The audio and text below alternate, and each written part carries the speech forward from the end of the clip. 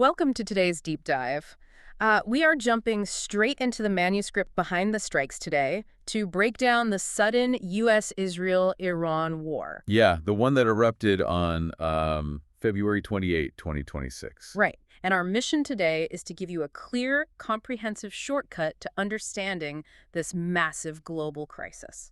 But we do need a quick disclaimer before we get into the weeds here. Oh, absolutely. The source material covers some incredibly politically charged and conflicting viewpoints. Right, because the U.S. and Israel, they frame their military actions as a preemptive defense against a nuclear threat. Exactly. While Iran frames those exact same actions as unprovoked aggression that requires sovereign defense. We want to make it crystal clear to you that we are not taking sides or endorsing any government's viewpoint. Not at all. We are strictly and impartially reporting the claims found in the text. Right.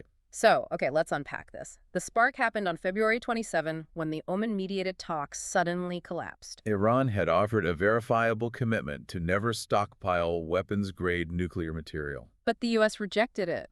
Yeah, they rejected it as totally insufficient, mainly because it ignored ballistic missiles. And proxy groups. Exactly.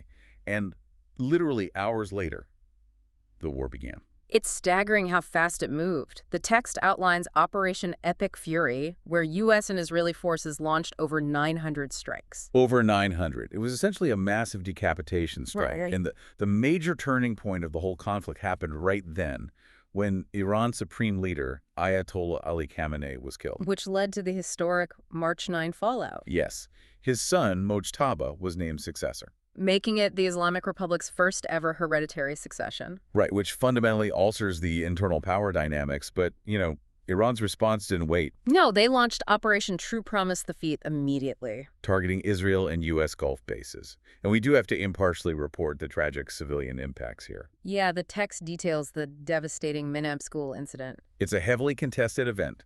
The proximity of the school to a targeted naval facility resulted in over 160 reported civilian deaths. It's just awful. And the exact sequence of events there is still under active investigation. It is. Now, if we connect this to the bigger picture to explain why you should care. The economic shockwaves. Exactly. Iran immediately restricted the Strait of Hormuz. And the numbers in the text are wild. Brent crude spiked past $114 a barrel almost overnight. Right. And U.S. gas prices jumped 14% in just 1 week. In a single week. So what does this all mean? Where do we go from here? Well, the text explains the UN Security Council is totally paralyzed by vetoes. So no diplomatic resolution anytime soon. No. The most likely scenario moving forward is a prolonged frozen conflict of attrition.